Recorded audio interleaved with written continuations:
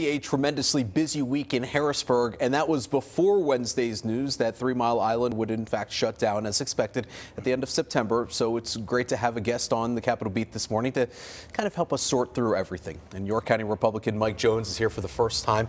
Thank you. Your maiden voyage on the Capitol Beat. We really do appreciate it. Your first term in office as well, and no shortage of news. I want to start with TMI, and this has been such a big topic this session. Your thoughts on the announcement that it will in fact close? Yeah, well, I mean, obviously that's disappointing, but TMI is inherently inefficient because it was designed to have 2 reactors and it's operating at half that capacity, with 1 reactor. Nuclear power, I think, it's critically important that we have it as part of our portfolio.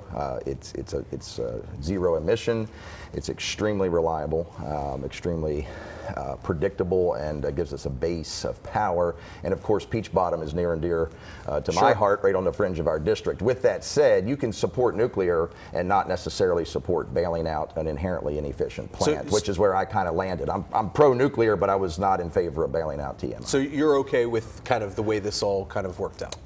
It's unfortunate, but I think it's more a function of what occurred back in the 70s with the with the partial meltdown. It's kind of amazing it's held on this long. But from what I'm told from Exelon, they're going to do a good job of taking care of the folks that are working there as well. You had a bill passed this week unanimously in the House that would kind of clean up some stuff in the school code. You being a member of the Dallastown School Board as well.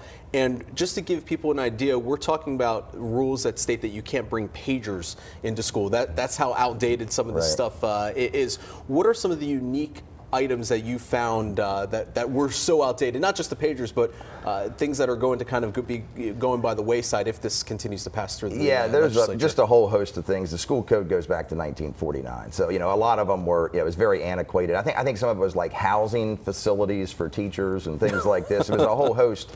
But if I may, what's really exciting, and I don't like it's easy to come out as a freshman and say I got my first bill through. That bill was around last year, was handed off to me. I did research it and pick it up and consult with superintendents so to help. Hopefully we get it across the goal line. But what's really exciting is I've reached out to one of my fellow Republicans and two other freshmen and 2 other freshmen on the Democratic side, all of us have been school board members, and we're going to really now take this to the next level and go through the code with a fine-tooth comb and consult a lot of our superintendents and start to make some meaningful revisions to that, we hope. Well, you have a unique perspective being on a school board and also being in the state legislature when it comes to matters of school safety.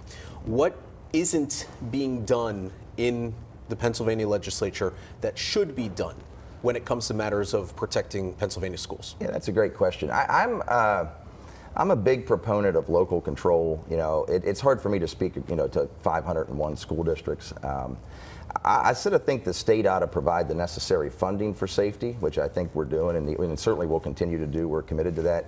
But you really need local solutions. What works in Philadelphia is not necessarily going to be right for York. Is certainly not going to be right for Carbon County or Forest County, some of these rural areas. So I can tell you at Dallastown, it's taken extremely seriously, even to the point that we keep a lot of those procedures confidential.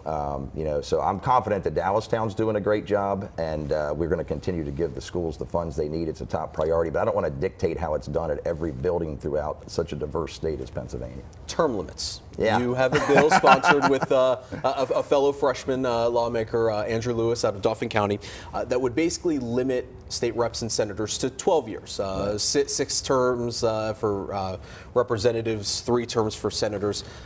How do you, though, convince people who are very well paid, that have had this job for decades, to say, nah, I'm good. I'm going to step away? How do you convince them? Well, it's going to be an uphill battle, Matt. And so you figure, Andrew and I figured this is a nice way to endear ourselves to our colleagues. Come right in and introduce a term limits bill. I'm joking, of course.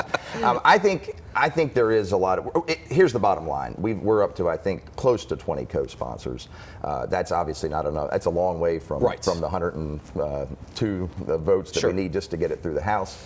I think, though, it's extremely fair, and it addresses, for the sake of time, I won't get into the weeds, but it addresses almost, I think, all of the legitimate concerns with term limits. First of all, if the president can be limited to 8, I think state representatives can be limited to 12. You can run again if you lose an election or if you take a term off. There's a lot of things like that are in there. So, but we're going to have to get some grassroots support behind it if we want to get it done. Almost everybody I talk to on the campaign trail wants them. If those folks start to rally behind it, we'll get it done. If they don't, we won't. Lastly, you recently voted against the changes to the statute of limitations for child sex abuse laws Yes. when those bills came through the House. Why? I am all for it. It's very disappointing, to tell you the truth. You know, everybody in the building wanted to vote for it. There's a lot of people that wanted to vote against it and didn't because it wasn't popular. I had to vote against it. I'm all on the criminal side. I was fine. You know, I think child sexual abuse is possibly the most horrific crime you could have, and I would put those folks to death, a lot of them. But when they waived statute of limitations on the civil side, they got rid of all civil caps, and then they extended it to mandatory reporters. Can you imagine if 50 years from now, you're falsely accused of something that someone not only said, that not even that they said you did, but they said you failed to report 50 or 60 years ago, and that you could lose everything you own, okay, and you've got a sympathetic victim there. How are you possibly going to defend yourself? You know, I mean, statute of limitations, you know, it doesn't always work the way we want it to, but this is a sort of a sacred concept.